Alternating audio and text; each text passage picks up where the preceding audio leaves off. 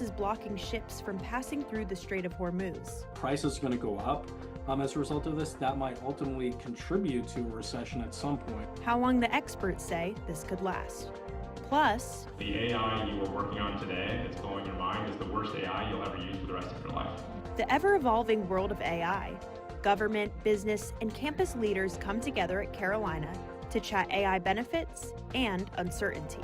And we have been preparing for a little bit since we found out Savannah Bananas was coming into town. Franklin Street businesses see the Savannah Bananas, where the baseball team is heading next. From the UNC Hussman School of Journalism and Media, connecting Carolina's campus and community, this is Carolina Week. Good morning and welcome to Carolina Week. I'm Kate Chapman. And I'm Caroline King. We begin today with university news. 6 North Carolina media outlets are suing the University of North Carolina and its chancellor, Lee Roberts, over a review of the School of Civic Life and Leadership that they believe is public record and has not been made public. WRAL, Carolina Public Press, the Daily Tar Heel, the Assembly, NC Newsline, and the News and Observer are the outlets suing. The lawsuit claims that the review of the School of Civic Life and Leadership is more than 400 pages long. The review was done by an outside group hired by the university called K.L. Gates. The lawsuit alleges that a university spokesperson told the Assembly, one of the plaintiffs, that the report cost the university $1.2 million.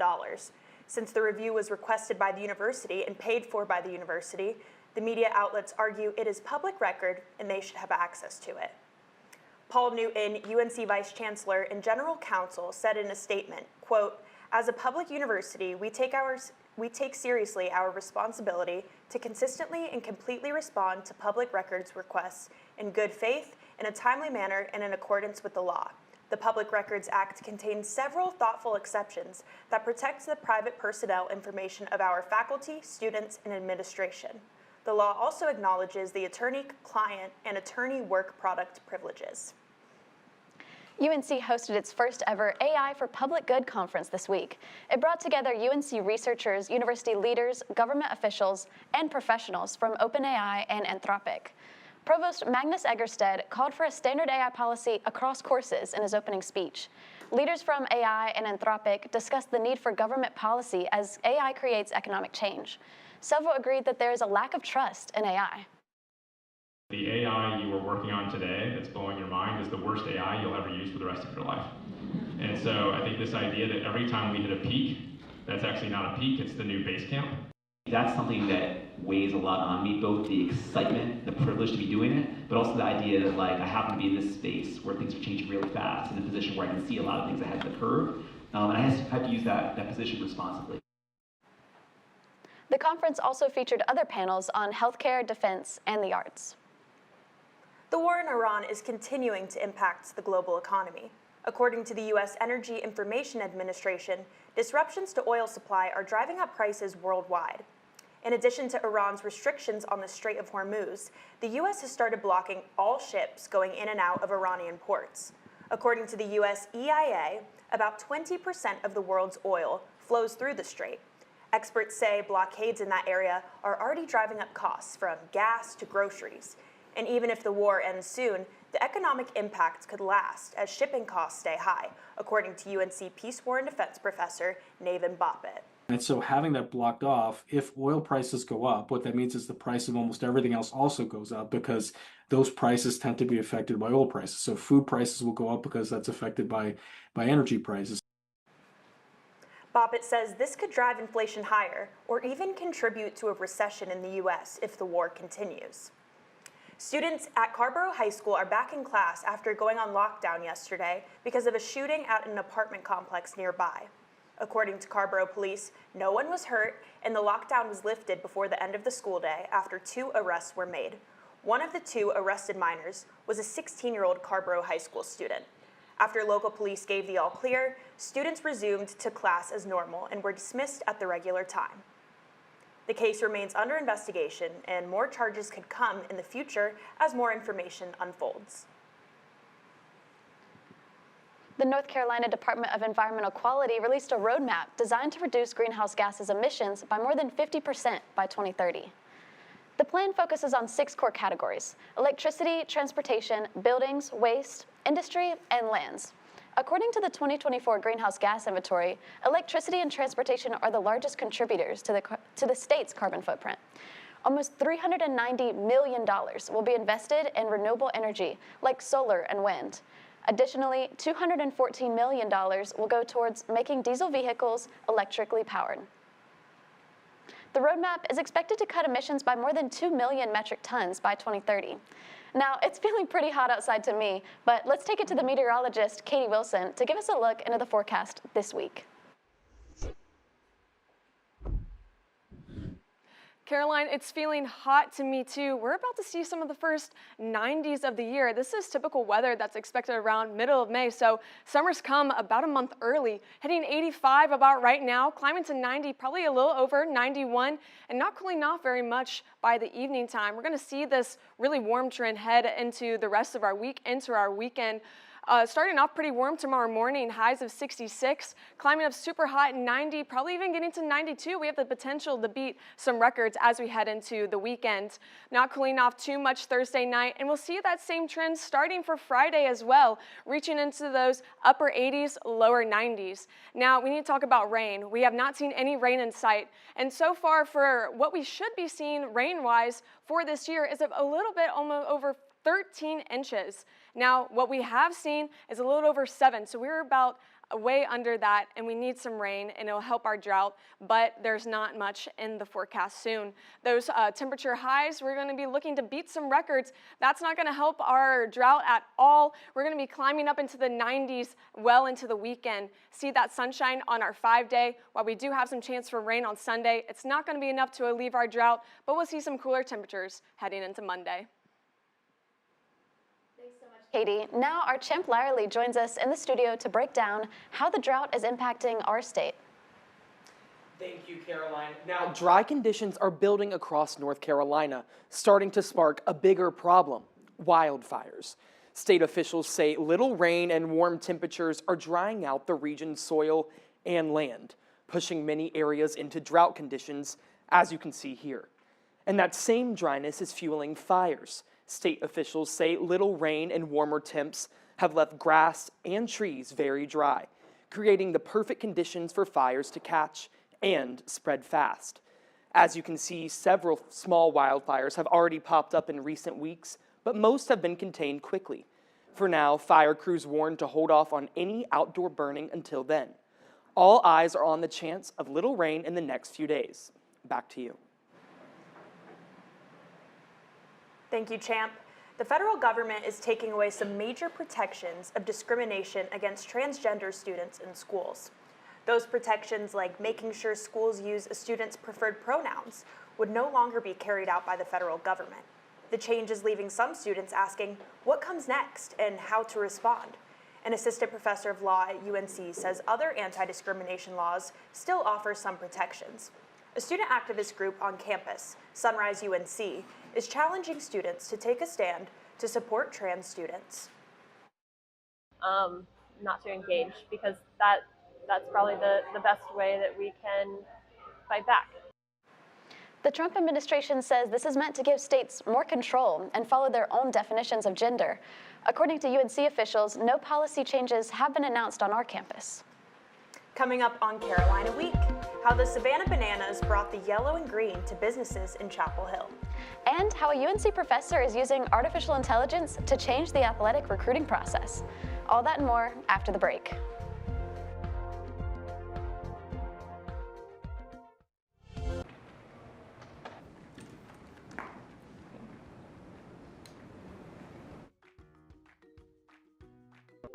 Did you know that approximately 9 million people in the U.S. have long-term vape? Let's make that 9 million and 1. We're Super Nick Ultimate Long Spaceship Limited XD Pro Deluxe Max 2000 2.4, and we have what you didn't know you needed. Our vapes are made with 100% natural ingredients, including fruit extracts, metal, lead, car exhaust. Cut. What did we say about the natural ingredients line?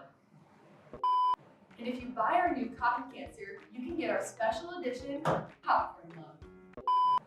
Our product is proven to cause erectile dysfunction.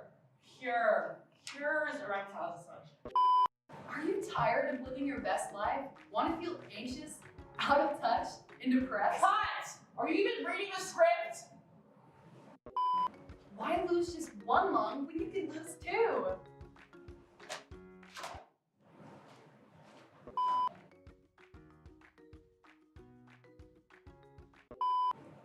Do you want to die? Cut. Like, just cut. Just cut.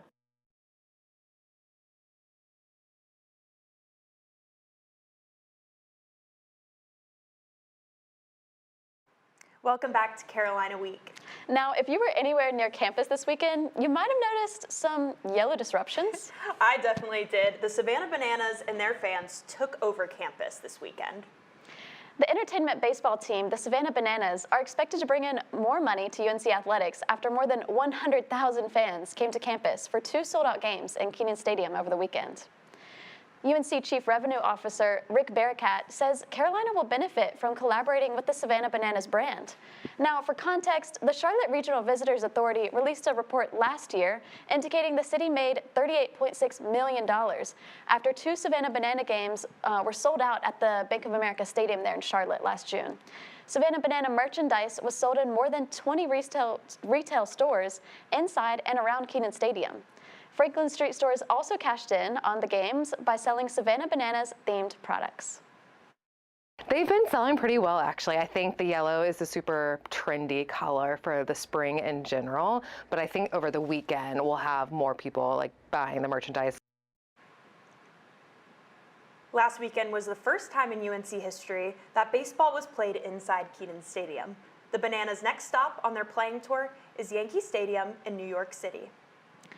And now it's been more than a year since Hurricane Helene devastated Western North Carolina. Our Bethany Pryor takes us to Boone, where many say they're still in recovery. Recovery continues in Western North Carolina after Hurricane Helene destroyed towns in September of 2024, causing $60 billion in damage to North Carolina. Helene hit Boone, North Carolina right before the biggest week for tourism of the year. Locals know this week as Peak Week. This is an incredibly tourism-dependent economy, and we suffered because of that, and we're still suffering because of that. Tourists returned away for months. We had roadways that were completely blocked off. Many of the key ways into or out of town were inaccessible. That did put our businesses in a very difficult situation. Many of them were able, though, to take some of that time and assess their own needs and circumstances. We're definitely still digging out financially. We definitely got a few grants and things to help us keep our employees paid. We had such limited traffic here, every dollar was critical. This is our only income, and it's fully reliant on, other people's shopping, wants and needs, and so we don't ever really have job security. Jackson says establishing a budget to support the community continues to be a struggle, as North Carolina has received only 12% of the standard 50% of costs normally covered by the federal government. This state has been impacted by tropical systems before, quite regularly on the eastern side of the state. The topography that came along with this particular challenge was unprecedented. The number of FEMA people that were here that said, I've never seen topography and flooding like this before. So that obviously escalates the cost. But the local businesses in Boone weren't going to let their community suffer. We are just committed to this community. There was a huge season for this area, and so we had beautiful mums and pansies and fall plants that were gorgeous, and they were just sitting there, and I'm like, we have to figure out what to do with these. We made free flats of plants for people to come pick some up, bring them to your neighbor, plant some hope and some joy and some life after everything was devastated. It's a cycle. If we're not supporting our community, they can't support us. Through philanthropic support, the town was able to raise $1.4 billion to rebuild and support local businesses that suffered because of the storm. This is an area that relies upon all of us working hard together, and I think there's a real drive to get us back to a place where I don't think it'll ever really be normal again, but where we can feel like we can accept what's happened and be better for it. In Boone, North Carolina, I'm Bethany Pryor, reporting. Recently, the Federal Emergency Management Agency funded over $26 million to eliminate flood risks for damaged properties in North Carolina. A UNC track star is proving you can succeed both on the track and in the classroom. Graduate student Michaela Page, a national champion in the 800 meters, earned her first degree in geology and is now working toward her second degree. After overcoming a sophomore injury, Page won the NCAA indoor title in 2025 and earned All-American honors. She is now studying sustainability in sports while preparing to run professionally. I knew that I wanted to combine my love for track and my undergrad degree, which was geology, and so that master's program really allowed me to do that.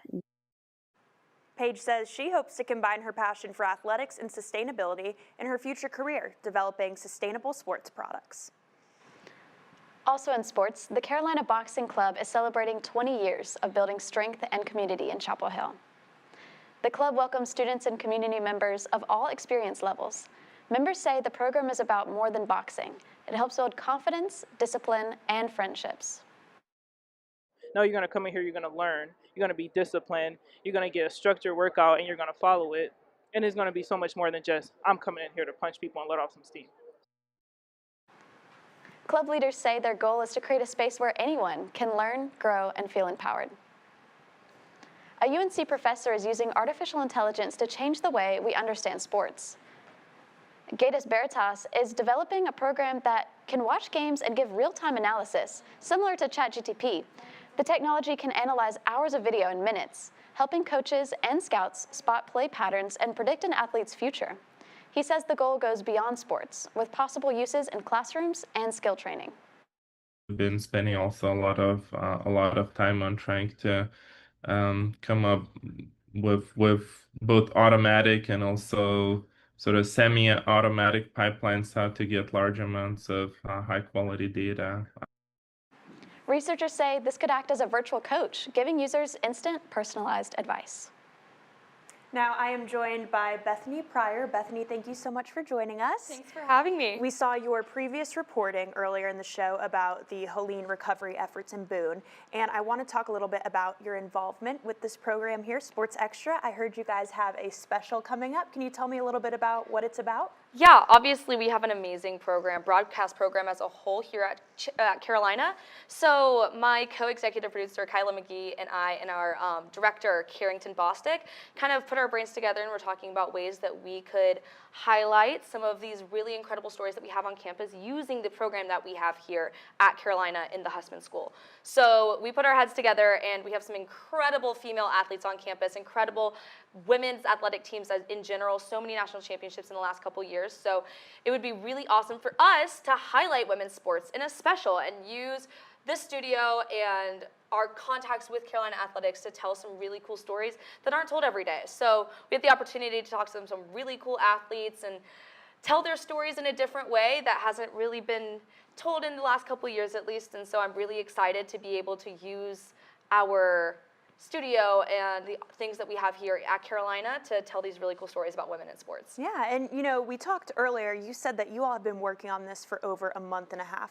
Tell me about the process, the long hours you put in to make this special happen. Yeah, there's a lot of thought processes behind kind of approaching it in a creative way. We don't want to just sit and talk to the camera all day. We want to have some cool interviews, have some dynamic things go on in the studio. So we're going to end up having two anchors. I'll be one of those anchors. Me and my co-anchor Grace Nugent will kind of have more of a chit-chatty role. Kate McCullough is going to be our host of the show, so she'll be around the studio talking about everything, but with that comes graphics, and we need to discuss what is going on. We have to do a lot of research about what is going on in athletics, especially now. Things change so fast, so you have to kind of keep up with the times and keep up with what's going on, but also reaching out to athletes. We have to go through a sports information director to get athletes on our show or to interview them, and working around their schedules and trying to get them when they're not in a game week or have practice. So it's a lot of behind the scenes work, but the hard work hopefully will pay off tonight, and I'm really excited about it. I'm excited to share the studio with everyone and able to share these really incredible stories with them too. I'm so excited to see it. Bethany, thank you so much for coming in. Thank you. Now, when we come back, we are going to send it over to our Sports Extra analyst to fill us in on all things Carolina athletics.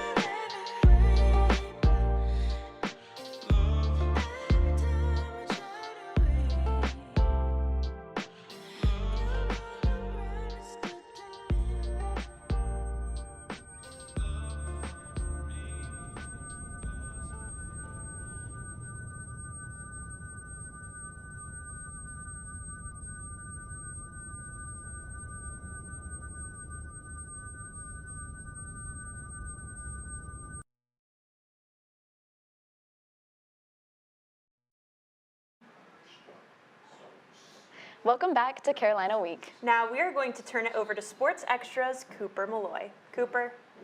Thanks, guys. Malone and his staff have been hard at work building the roster from the ground up. There are new faces in, old faces out, and some players returning. But first, let's talk about UNC's former five-star commit, Dylan Mingo.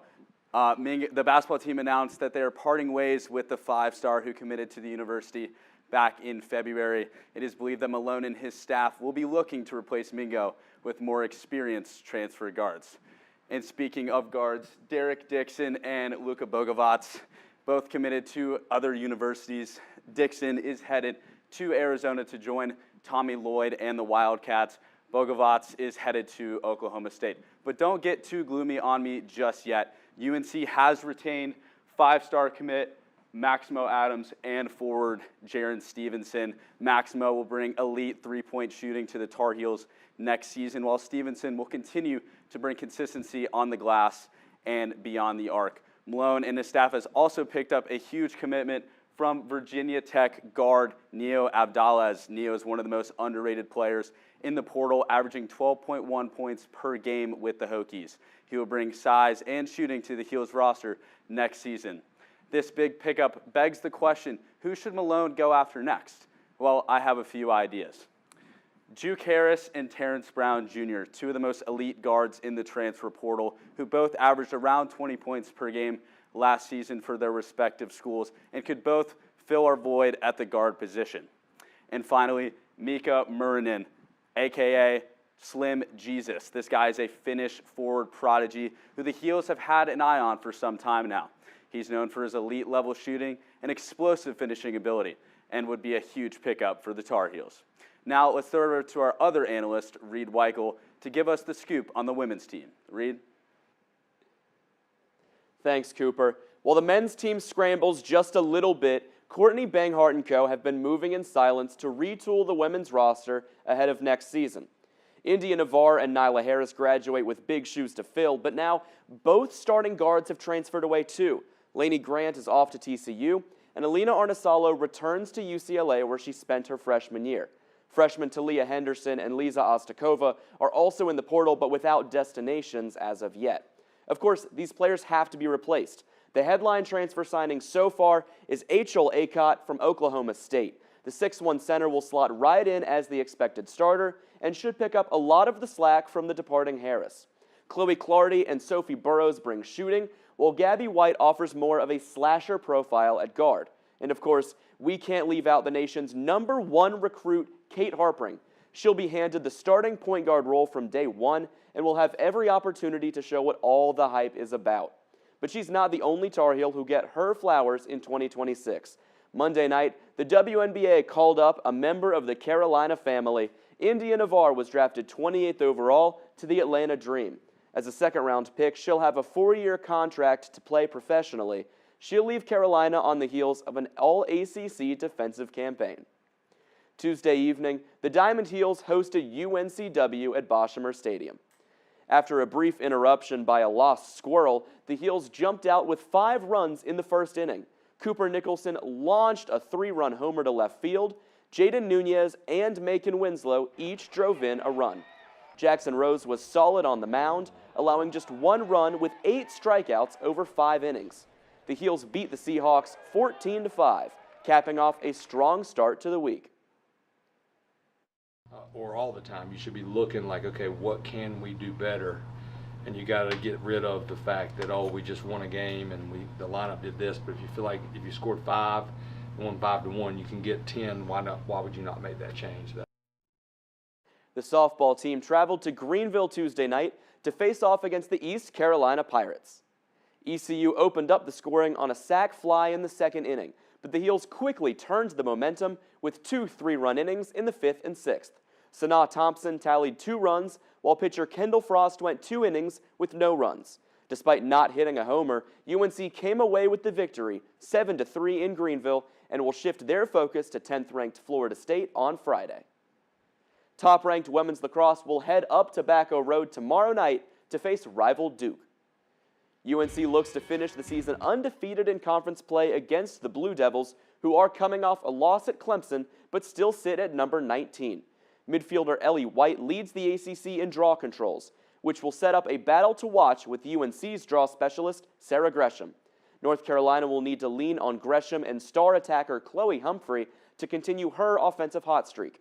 Humphrey leads the nation in goals and points, averaging 6.8 goals a game over her last 5, and has won yet another ACC Offensive Player of the Week. Opening draw is set for 5 p.m. Tune in tonight at 7 for Sports Extra's special documentary on women's sports.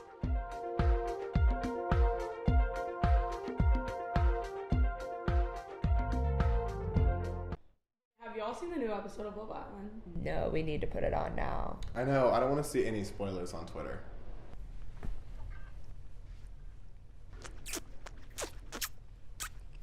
Is that blue raz?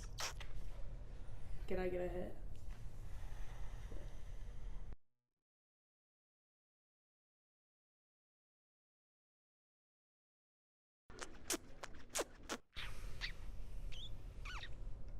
I normally get guava ice, but this is hitting.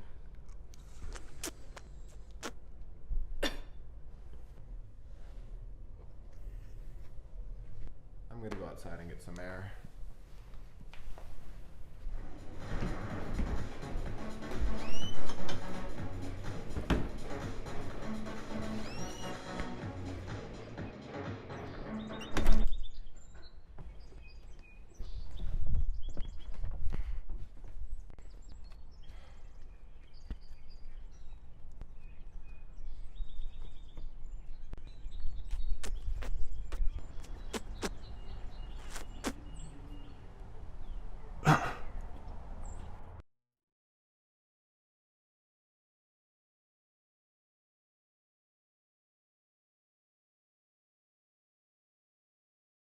Welcome back to Carolina Week.